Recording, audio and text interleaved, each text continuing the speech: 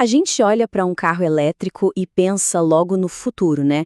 Silencioso, limpo, super tecnológico. Mas e se a história mais fascinante não estiver na estrada, e sim debaixo da terra, em fábricas do outro lado do mundo? Pois é, hoje a gente vai desvendar essa jornada secreta que alimenta a revolução elétrica. Vamos ver o que tem de verdade debaixo do capô. Para começar, um número que, olha, pode surpreender. Pensa num carro elétrico. Agora, imagina que dentro dele tem mais de 200 quilos de minerais críticos. 200 quilos. É isso mesmo. Isso é tipo 5 vezes mais do que um carro a gasolina precisa. A pergunta que fica é, que materiais são esses afinal? E que viagem maluca eles fazem até chegar ali? Então bora lá seguir essa jornada. A gente vai desde a mina, passa pela fábrica e termina na grande corrida global que está a definir o futuro de como a gente se move. O ponto de partida de tudo é literalmente debaixo dos nossos pés. A primeira paragem é nas minas, para desenterrar os ingredientes brutos que estão a alimentar essa revolução toda. Bom, o coração de um carro elétrico é a bateria, certo? E estes aqui são os ingredientes principais. Pensa assim, o lítio é a grande estrela, claro, mas ele não trabalha sozinho. O níquel entra para dar aquela potência extra, sabes? O cobalto traz estabilidade, apesar de ser um tema bem controverso. E aí vem o grafite e o manganês, que são essenciais para a estrutura toda funcionar. Cada um deles é uma pecinha fundamental neste quebra-cabeças. E é aqui que a coisa fica séria, porque geografia vira geopolítica. Olha só esta concentração. Apenas 3 países controlam quase 2/3 de todo o lítio, níquel e cobalto do mundo. E o grafite? Bom, aí é praticamente um monopólio chinês. Isto aqui não é só sobre mineração, é sobre poder, é sobre quem depende de quem numa escala global. E quem pensa, é só abrir mais minas? Bom, pensa de novo. O processo é, incrivelmente lento. Desde o momento em que se encontra um depósito até se conseguir tirar o primeiro quilo de mineral de lá, podem passar mais de 12 anos. 12 anos! Numa indústria que está a acelerar a cada dia que passa, isto é um travão de mão puxado na capacidade de atender à procura. Ok, então já temos os minerais. A grande questão agora é como é que umas pedras se transformam no coração que pulsa dentro de um carro elétrico? Para descobrir, a gente vai entrar agora na fábrica. Quase todo carro elétrico hoje usa bateria de íon de lítio. Explicando de um jeito bem simples, funciona tipo uma autoestrada para os íons de lítio. Quando a gente usa o carro, eles viajam de um lado, o ânodo, para o outro, o cátodo, e isso liberta energia. Quando a gente carrega, eles fazem o caminho de volta. Esta dança dos íons que, no fim de contas, move toda essa revolução. Montar uma bateria é quase como montar um Lego de altíssima tecnologia. Primeiro criam-se umas camadas fininhas, o ânodo e o cátodo, depois enrolam tudo isso em células bem pequenas, tipo umas pilhas individuais. Juntam-se várias dessas células para formar um módulo e aí vários módulos com um cérebro eletrónico para gerir tudo formam o pack de bateria final que vai para o carro. É um processo que exige uma precisão absurda.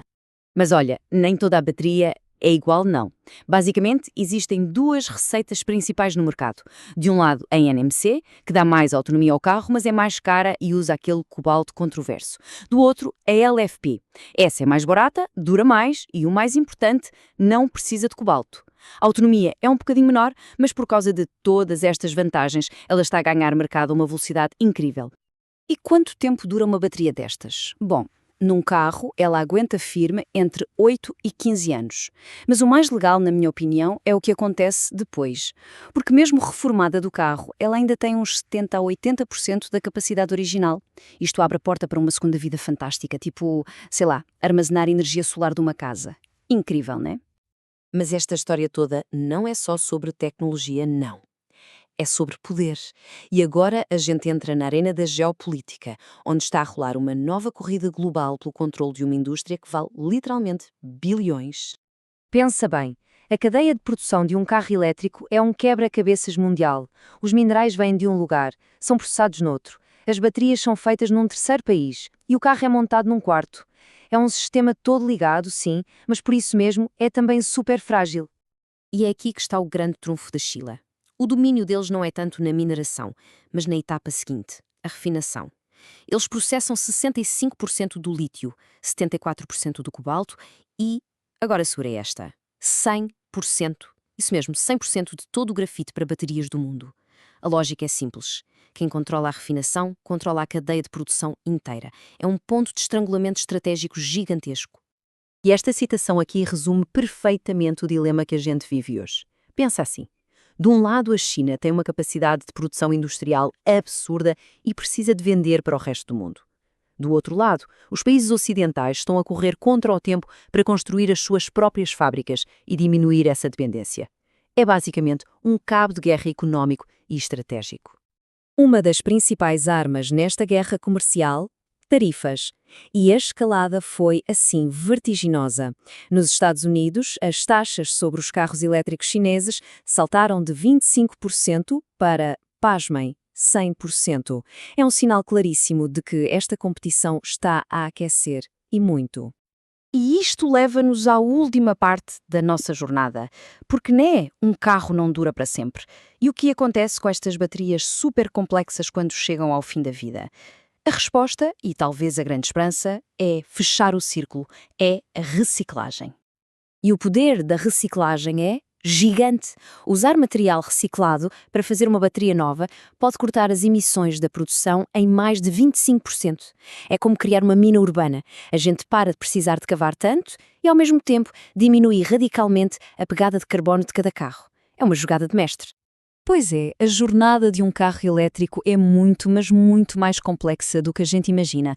É uma mistura de mineração pesada, química de ponta, engenharia de precisão e, claro, muita geopolítica. E com esta competição a ficar cada vez mais acirrada, a grande pergunta que fica é essa mesma. Quem vai liderar esta transformação e ser o verdadeiro dono da estrada do amanhã?